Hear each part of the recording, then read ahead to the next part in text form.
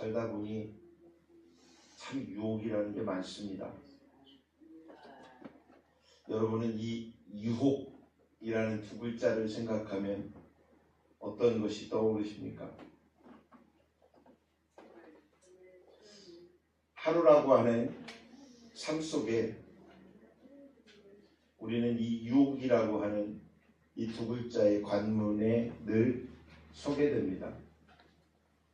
신앙생활을 할수록 더 많은 유혹에 빠지기도 하고 또 넘어서기도 합니다. 그런데요, 우리 모두 신앙생활을 하면서 매우 놀라운 착각에 빠지는 것이 있습니다. 나는 괜찮다. 나는 뭐 저 정도쯤이야. 해낼 수 있지. 나는 절대로 넘어지지 않는 그런 사람이야. 이런 어떤 착각에 빠지기도 하고 그렇게 말을 하며 살아가기도 합니다. 이 매우 이것이 착각의 늪에 빠지는 것일 것입니다. 오늘 본문의 성경은 이렇게 말씀합니다. 유혹에는 장사가 없다라고 말을 합니다. 믿음이 약한 사람은 넘어지는 것이 아니고 믿음이 강한 사람만이 또 넘어지지 않는 것이 아닙니다. 유혹이라는 것은 늘 우리에게 도사리고 있기 때문에 그 유혹을 나의 자의적 마음으로 넘어설 수 있느냐 없느냐가 매우 중요한데, 나의 자의적 마음이 한계점이라는 게 분명히 있습니다. 그래서 이 삼손이라고 하는 이 인물에 대해서 우리가 깊이 우리가 좀 생각하고 또 마음으로 받아 세우길 주의 이름으로 부탁합니다. 경건하십니까? 여러분은 경건하십니까? 하나님을 오직 경외로움으로 믿고 사십니까? 아니면 여러분들이 좀 강한 사람입니까? 아니면 약한 사람입니까? 뭐 어느 곳에는 여러분들이 다 끼어 있을 것 같습니다. 강한 사람일 수도 있고 약한 사람일 수도 있고 경건한 사람일 수도 있고 그러지 아니한 사람일 수도 있고, 그러나 그 모든 사람은 다 이 유혹이라고 하는 도처에 놓여 있다. 믿음 좋은 사람도 하나님께 능력을 받은 사람도 분명히 넘어질 수 있습니다.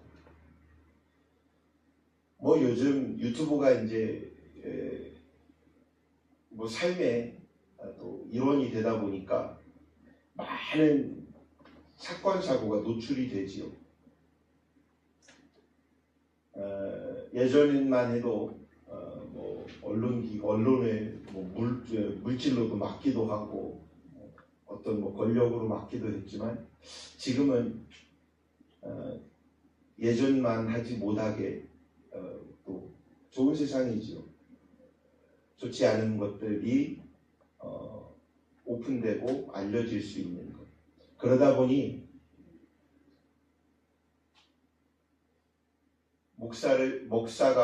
먹사라 소리 듣게끔 하는 그런 사람들도 우리 주변에서 많이 보게도 되고, 때로는 하나님의 이름을 망령되이 일컫게 만드는 행위도 있을 수도 있고, 목회자가 됐는데 어떻게 저 사람이 저럴 수가 있지? 라고 볼 수 있고 또 그렇게 말할 수도 있게끔 그 사람은 유혹의 늪에 빠지게 됩니다. 제가 지방을 이렇게 계속 일을 보러 다니다 보면 요즘은 이제 저를 아는 분들이 그렇게 말을 안 해요. 근데 예전만 해도 뭐 이렇게 김 목사님은 사모님하고 그렇게 꼭 붙어 다녀. 우애가 되게 좋은가 봐. 뭐 항상 그래요. 그런데 제가 다짐한 게 있었고요. 그게 뭐냐면 그런 자리에 가지 않는 사람이 되면 되지 않을까. 목회자로서 어딘가를 가더라도 사모와 함께 가다 보면 누군가가 사모님이 있는데 쉽게 뭐 농담이더라도 쉽게 어떤 말을 하기가 어렵겠죠. 목사님들이 부흥회를 다니다가 보면 안 그러신 분이 태반이지만 간혹 유혹에 빠져서 성적 그 쾌락에 무너지는 경우들도 있고, 안 그러면 되잖아요. 안 그럴 수 있는 장치를 만들면 되죠. 그래서 우리 사모는 저의 장치입니다. 조금 피곤하고 힘들어도 함께 다니는 것. 예를 드는 거죠. 그렇습니다. 하나님께 크게 쓰임받는 사람도 분명히 넘어질 수 있다는 것입니다. 오늘 본문에 나오는 삼손이라는 이 사람이 바로 그런 사람이었습니다. 삼손은 태어날 때부터 하나님께 나실인으로 선택받은 그런 사람이었습니다.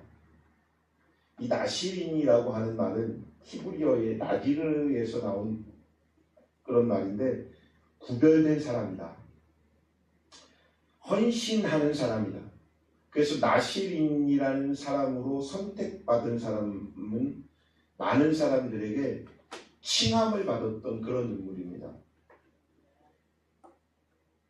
또한 그는 하나님의 크신 능력을 받아 맨손으로 사자를 찢어버리기도 할 수 있는 그런 힘, 턱뼈 하나로 1000명을 쓰러뜨린 그런 대단한 힘의 능력자였습니다. 삼손은 이스라엘의 사사가 되어서 무려 20년 동안 이스라엘을 지키고 다스려왔던 그런 뛰어난 지도자였습니다. 사사라고 하는 말은 그 백성을 다스리던 그런 지도자, 지배자를 이야기하는데, 놀랍게도 그렇게 뛰어났고 강했던 그런 삼손이 유이라고 하는 이 두 글자에 무너지지요. 그는 힘이 부족해서도 아닙니다. 능력이 부족해서도 아니고, 권력이 없어서도 아니고, 명예가 없어서도 아닙니다. 삼손은 유혹이라는 것을 가볍게 여겼습니다. 그냥 가볍게 보았던 거예요. 대수롭지 않았던 거예요. 얼마든지 내가 물리칠 수 있을 거야 라고 생각하는 것입니다. 오늘 우리는 이 말씀을 통해 중요한 사실 하나를 깨닫길 축원합니다.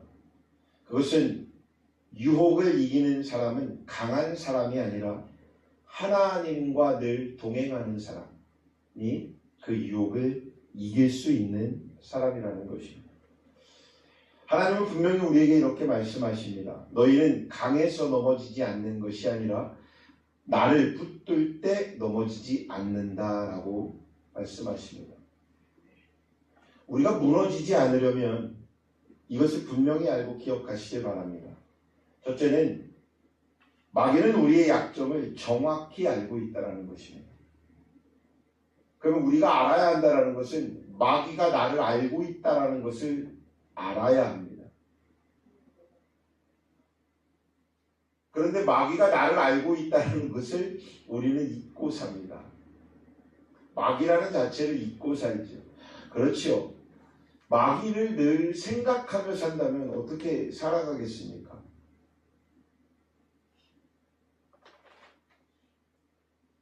그런데 저는 마귀를 어느 정도로 생각을 하냐면, 중학교 때 얘기해요.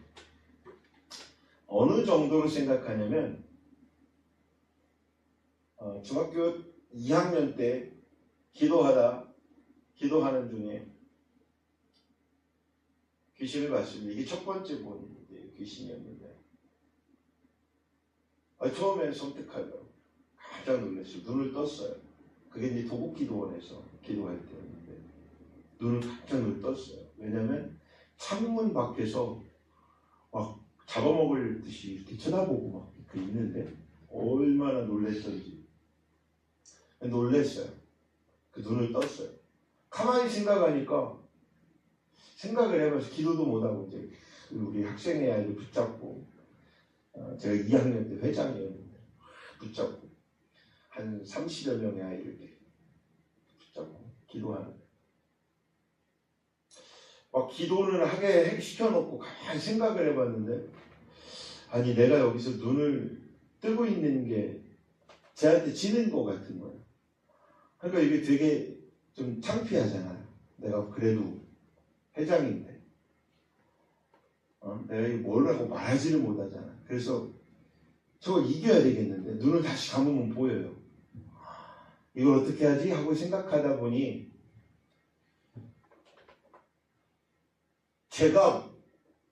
우리가 안 무서우면 우리 기도하는 여기가 안 무서우면 들어왔을 건데 저 문 밖에서 창문 밖에서 나를 쳐다보고 있다는 거는 무서워서 못 오는 거 아닌가? 하는 생각이 들더라고요. 근데 내가 무서울까? 내 안에 계신 우리와 함께 하시는 예수님이 무서울까? 라고 생각해 보니까 예수님이 무섭겠죠. 그렇게 배웠고 들으면서 배워보니까 이런 어떤 정립이 되더라고요. 그래서 그 다음에 생각을 한 게 그 마귀를 저렇게 우리가 무서워서 오지 못하는 저 마귀는 지금 국민학교 한 1학년, 2학년 정도의 아이야 라고 생각을 해봤어요. 그랬더니 마음이 이길 것 같잖아요. 그렇잖아요? 중학생인데 1, 2학년하고 싸워서 못 이길 정도는 아니잖아요. 그러니까 이런 마음으로 내가 다시 그래 한번 이기자 하고 눈을 다시 감았더니 쳐다보더라고요. 그래서 그때부터 기도하기 시작하니까 도망가요. 저리 도망갔다 이쪽으로 오고 일도 막 도망갔다 저리 오고 이러더라고요. 근데 예수 그리스도의 이름으로 선포하니 귀신이 사라지더라고요. 이게 첫 번째였어요. 그때부터는 제가 마귀를 보는 게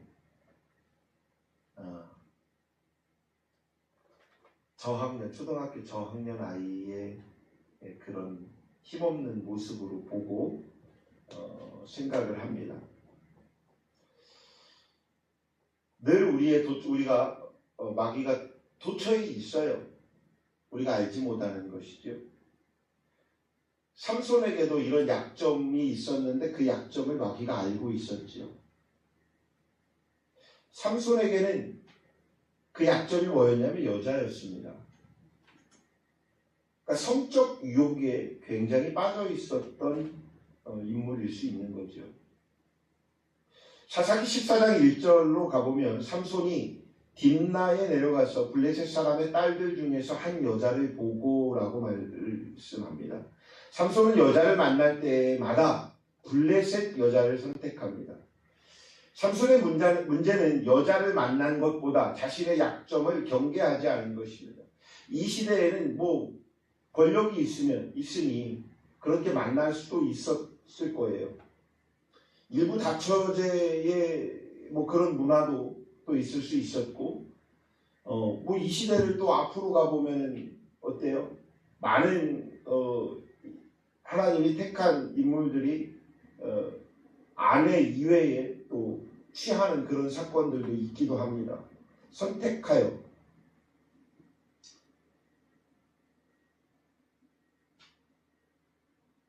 무엇이 잘못되었을까요? 그러나 신앙의 타협점이죠.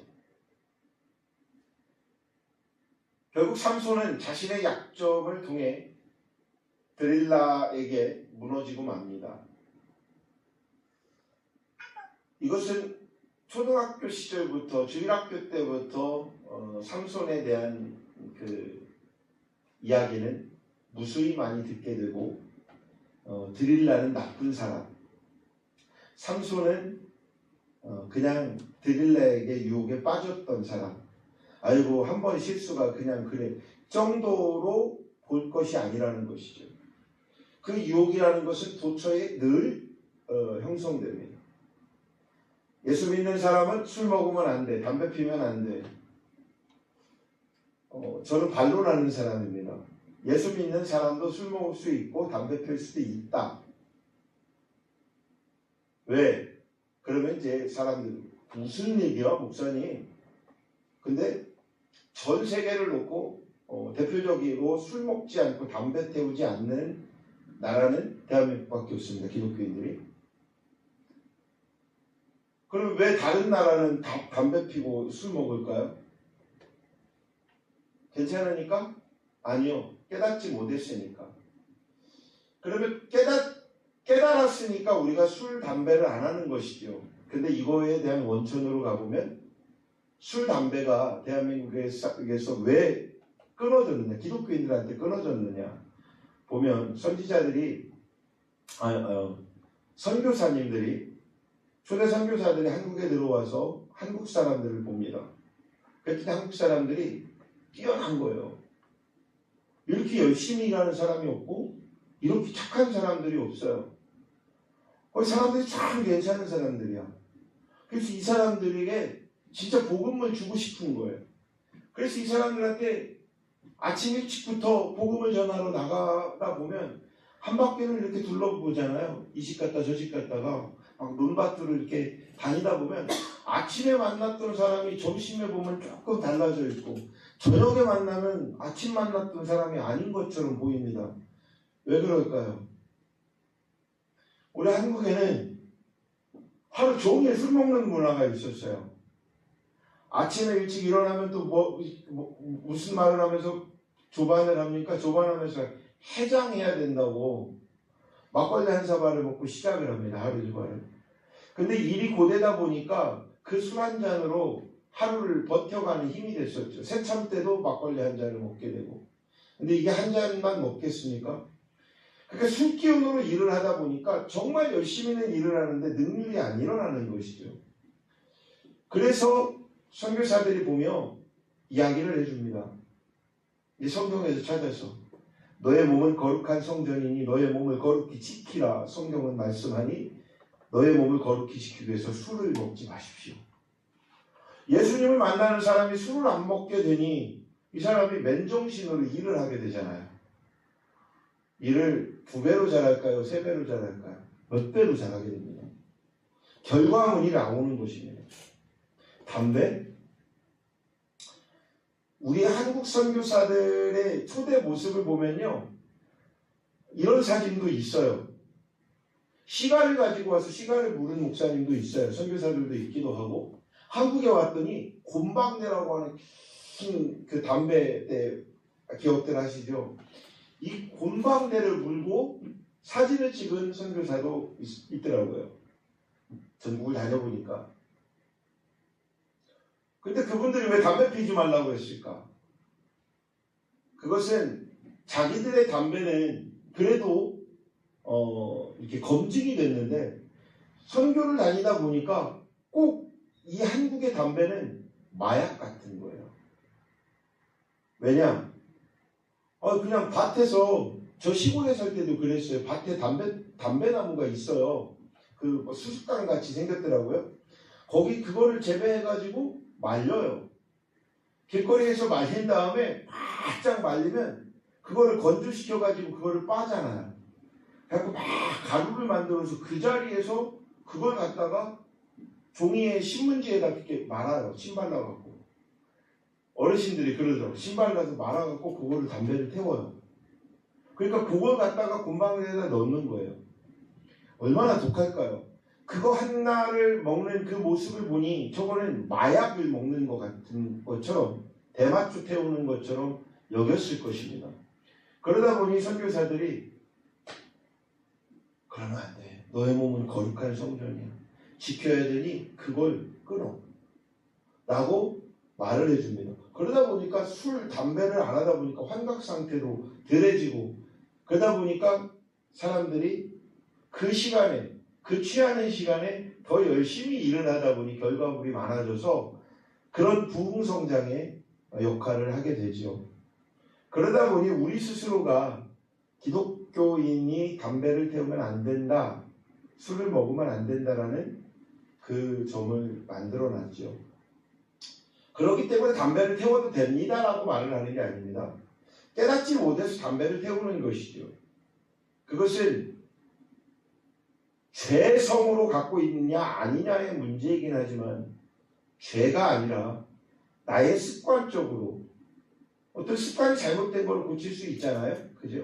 그 고치는 습관으로 봤을 때 이게 잘된 건가 잘못된 건가 라고 생각하면 담배와 술은 뭐 잘못될 수 있는 것이죠. 그렇기 때문에 그 부분을 말씀보다 재미없으니 말씀이 재밌으면 그것은 끊을 수 있는 것이다. 그거는 내 옆에서 버릴 수 있는 것이다 라고 볼 수 있는 것입니다. 그래서 술, 담배에 대한 요즘은 더 큰 뉴스를 보다 보면 여러 마약들이 한국에 많이 들어오게 됩니다. 그리고 그 마약의 사건으로 젊은 세대들이 지금 너무 많이 취하게 됩니다. 아주 작은 유혹일 것입니다. 근데 그 유혹이 점차 괜찮아 이 정도쯤이야 한 번쯤이야가 두 번이 됐고 세 번이 되게 되는 것입니다. 분명히 마귀가 우리를 잘 압니다. 그리고 우리의 약점을 압니다. 왜냐? 어떤 사람에게는 저 사람에게는 돈이 문제이고 저 사람에게는 욕심이 문제이고 저 사람에게는 탐욕이 저 사람에게는 물욕이 저 사람에게는 먹는 식탐의 욕이 어떤 사람은 자존심의 문제 어떤 사람은 음란한 문제 쾌락의 문제 어떤 사람은 분노의 문제 분명히 마귀는 압니다. 마귀는 절대 엉뚱한 곳을 공격하지 않습니다. 나의 가장 약한 점을 공격합니다. 우리의 가장 연약하고도 약한 곳을 공격하는 그 마귀를 우리는 분명히 인지하여야 합니다. 성경은 분명히 말씀합니다. 에베소 4장 27절 말씀을 보면 마귀에게 틈을 주지 말라라고 권면합니다. 틈을 주지 말라. 마귀는 틈만 보이면 우리에게 들어오려고 하는 그런 존재임을 여러분 기억하시길 주의 이름으로 축원합니다. 옛날 어떤 도시가 아주 견고한 성을 이루고 있었답니다. 이 성은 적군이 아무리 공격해도 무너지지 않는 그런 성이었습니다. 적들이 수없이 공격하지만 절대 무너지지 않았던 성. 그런데 어느 날 성벽을 점검하고 다니는 관리자가 그 성에 그 성벽에 작은 균열 하나를 봤답니다. 그래서 이거 균열이 있는데 이거 좀 막아야 되겠는데 이거 보수 공사해야 되겠는데 라고 했더니 많은 사람들이 아이고 이 정도쯤은 괜찮아 다니다 보면 그런 데 많이 있어 걱정하지 마. 시간이 지나니 어떻게 됐어요? 그 작은 균열은 점점 커지게 됐고 그 성벽은 결국 무너지게 되었답니다. 우리 인생도 마찬가지입니다. 마귀는 큰 문으로 들어오려고 하지 않습니다. 문을 열라 이러지 않습니다. 우리 아주 작은 마음 그 틈으로 들어온다는 것입니다. 두 번째는 유혹을 가볍게 보면 반드시 무너진다는 것을 잊지 마시기 바랍니다.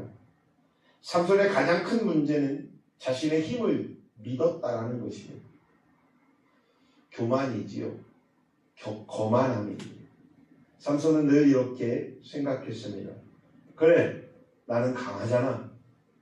나는 언제든 빠져나갈 수 있고 언제든 이길 수 있고 언제든 저것을 물리칠 수 있는 그런 지배자잖아. 사사야 나는.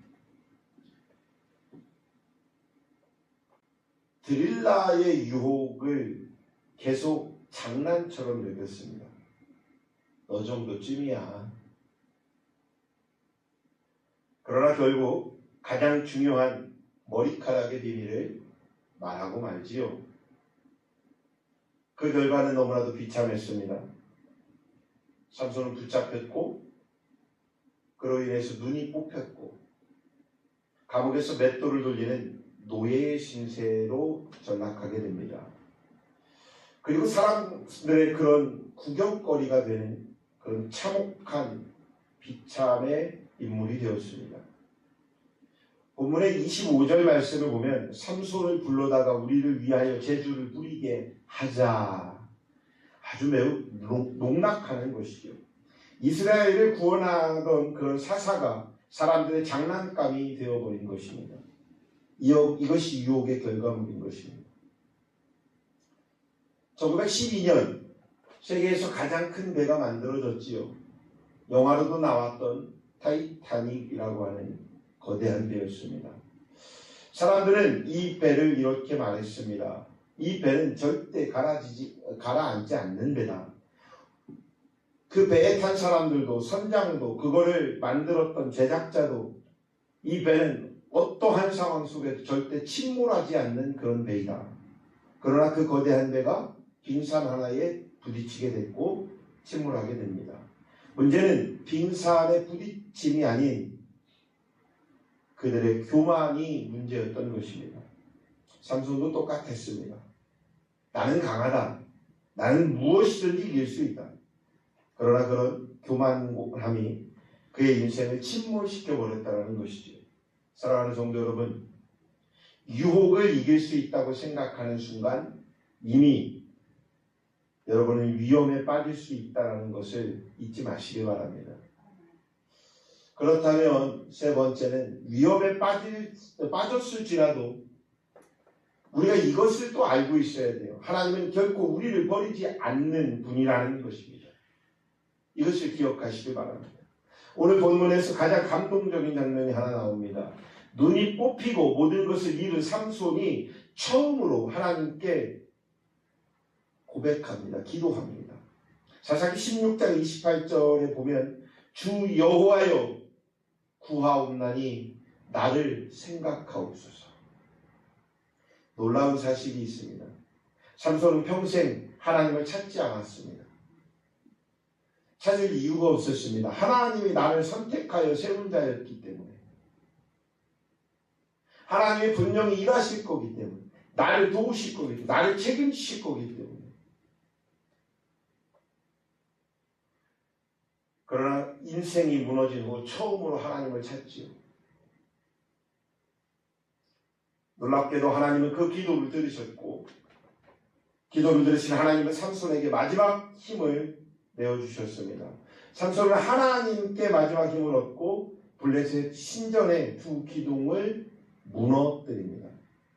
성경은 이렇게 말씀합니다. 삼손이 죽을 때에 죽인 자가 살았을 때에 죽인 자보다 더욱 많았더라.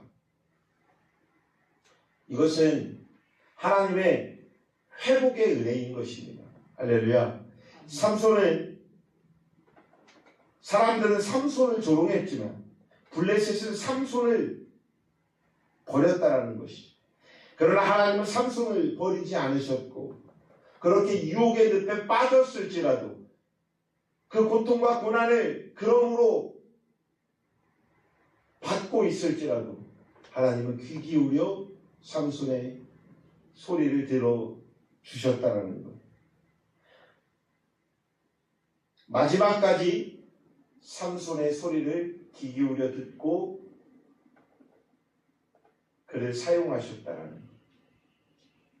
여러분의 일상 속에서도 여러분의 입술로 하나님을 찾으실 때 하나님은 그 소리를 들으시길 원하시고 듣고 또 계획하시고 일하신다는 것입니다.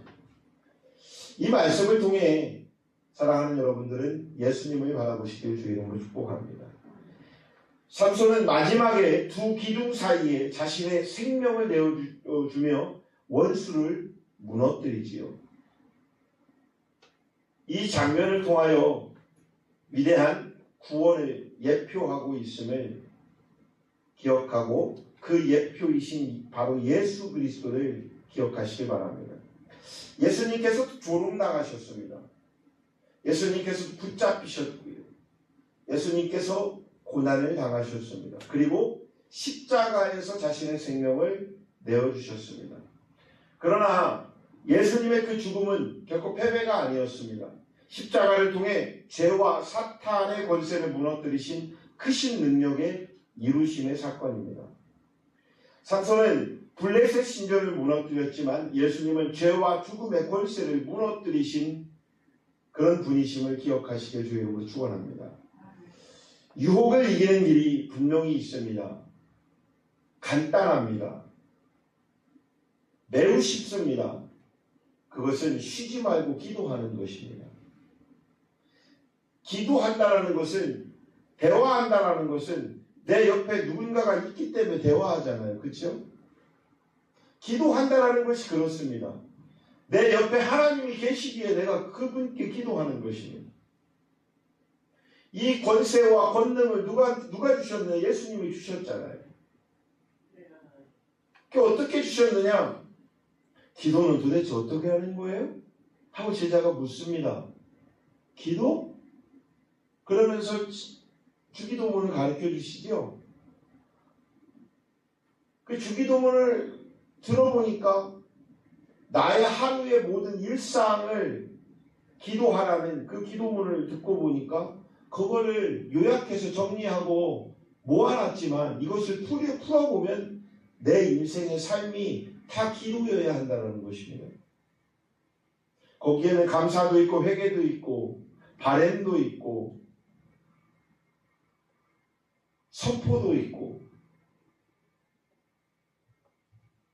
이렇게 기도하면 됩니까? 그랬더니 예수님이 이제 또 더 쉽게 얘기해 줍니다. 야, 그래, 이렇게 기도하면 되는데 이 기도를 나의 이름으로 하나님 앞에 이제 기도하면 돼. 예배의 형식의 모든 틀을 깨버리셨지요. 4,000년이라고 하는 구약시대의 모든 예배의 틀을 깨신 게 예수 그리스도의 성취함이었습니다. 그러니까 무너뜨림이 위한 게 아니라, 그거를 버려버리기 위함이 아니라, 그것보다 중요한 게 예수님이 이 땅에 오셨던 이유, 그것은 첫 번째가 우리를 위함이라고 우리는 이제까지 알고 있었고 바램도 같습니다. 아닙니다. 이거 두 번째의 목적이었고 첫 번째는 하나님의 말씀을 이루기 위함이었습니다. 그래서 하나님의 말씀을 이루기 위하여 예수님이 오셨고 그 모든 말씀을 이루시고 마지막 십자가에서 마지막 말씀이 다 이루었도다 라는 말씀이었습니다. 뭘 이루었을까요? 그것은 하나님이 4,000년 동안 계속되게 선지자들에게 직접적으로 계속되게 제사장들에게 메시지를 던졌던 것. 앞으로 이런 일들에 보내실 이가 있다. 그게 예수님이었고 그 예수님을 통하여 우리는 하나님을 아바 아버지라 부를 수 있는 권세가 세워진 것입니다. 그리고 그 예수님이 신앙생활의 방법을 만들어 주신 것이죠. 그게 신앙생활이 사회생활이 아니라 신앙생활이 곧 사회생활이라는 것입니다. 그래서 분류하지 마십시오. 교회를 온다라는 것은 여러분 예배드리러 오는 교회 생활한 것이 이게 신앙생활이 아닌 거예요. 교회에서 예배를 드리고 말씀을 듣고 이 말씀으로 한 주를 살아가는 것이 바로 신앙생활인 것입니다. 여러분의 모든 삶이 신앙생활이 되시길 주의 이름으로 축원합니다. 유혹이 다가온다는 것은 절대 피할 수 없습니다. 그러나 어떤 유혹이 다가오더라도 그 유혹에 지지 않을 수 있다는 것입니다. 방법은 단 하나입니다. 그것은 기도하는 것입니다. 어떤 것이 내 인생에 다가왔을 때 이것을 가지고 기도해보는 것입니다. 기도하는 거예요. 기도하면 하나님이 나와 함께 하신다면 가능할까요? 예전에 한 청년한테 내가 또 이런 얘기도 해봤어요. 친구야, 교회 오기 전에 저 멀리서 담배를 한 대 태우고 왔어요. 그럼 이제 들어오는 순간부터 냄새가 그렇게 나요. 그걸 이제 예배가 다 끝나고 나면 밥 먹기 전에 잽싸게 잠깐 보면 없어졌어요. 그래서 어느 날 제가 그런 얘기를 물었어요. 친구야, 너 밥 먹을 때 기도하지? 목사님 보면 기도하지? 예. 너도 밥 먹을 때 그래서 기도하지? 예. 그러면 너 지금 담배 태우지? 예. 눈치를 봐요. 너 그러면 뭐 먹을 때마다 목사님 기도하라고 얘기해 주지? 예. 그러니까 너 담배 필 때마다 기도해라? 예. 예? 아니 뭐든지 먹을 때마다 기도하려면 야, 담배 하나를 탁 태우고 불을 지피려고 딱 하는 그 순간에 하나님 잘 먹겠습니다 하고 기도해봐라. 그랬더니 그거 어떻게 하니? 왜 못할까요? 왜 못할까요? 죄라는 걸 아니까. 그러니까 본인 스스로가 이걸 죄성으로 갖고 있기 때문에. 그러면 그 죄성을 갖고 있다는 건 버려야 되는 거예요.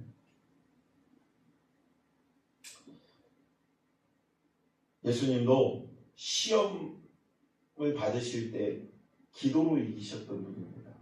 기도하지 않는 사람은 이미 싸우기도 전에 질 수밖에 없는 그런 사람인 것입니다. 그러나 기도하는 사람은 넘어져도 분명히 다시 일어나게 됩니다. 주님께서 우리의 기도를 들으시기에 성령께서 우리를 일으켜 세워주시고 분명히 붙잡아 주신다는 것을 믿으시길 주의 이름으로 축원합니다. 예수님께서 말씀하십니다. 마귀에게 틈을 주지 말라. 그리고 또 말씀하십니다. 시험에 들지 않게 깨어 기도하라. 기도하는 자에게는 그 시험이 다가올 수 없습니다. 그러나 기도하지 아니하기에 그 시험이 우리에게 다가오는 것입니다. 사랑하는 성도 여러분, 혹시 지금 그 어떤 유혹과 싸우고 있지 않습니까? 혹시 이미 그 유혹에 넘어져 있지 않습니까? 아니면 삼손처럼 눈이 뽑힌 것 같은 그런 인생 앞에 서 있지 않습니까? 그러나 걱정하지 마십시오. 우리에게 분명한 희망이 있다라는 것입니다. 왜냐하면 하나님은 우리가 넘어졌다고 우리를 버리는 분이 아니시기 때문입니다. 우리가 시험에 들어있다고 하나님은 우리를 버리신 분이 아닙니다. 늘 언제나 우리에게 귀 기울이시며 들으시기 위하여 보고 계신다라는 것입니다. 오늘 다시 하나님께 돌아오십시오. 진심으로 하나님께 기도하십시오. 하나님, 나를 기억해 주시옵소서. 이런 간절한 기도가 우리의 인생 가운데 필요합니다. 그 순간 하나님은 다시 우리에게 당신의 큰 능력의 힘을 내어주실 것입니다. 그리고 우리의 인생을 다시 일으켜 세우실 것입니다. 그리고 우리를 예수 그리스도의 십자가 앞으로 불러내어 주신다는 것입니다. 오늘 마음으로 이렇게 결단하시기 바랍니다. 주님, 세상의 유혹보다 주님을 선택하겠습니다. 내 힘이 아니라 주님의 은혜로 내가 살아내겠습니다.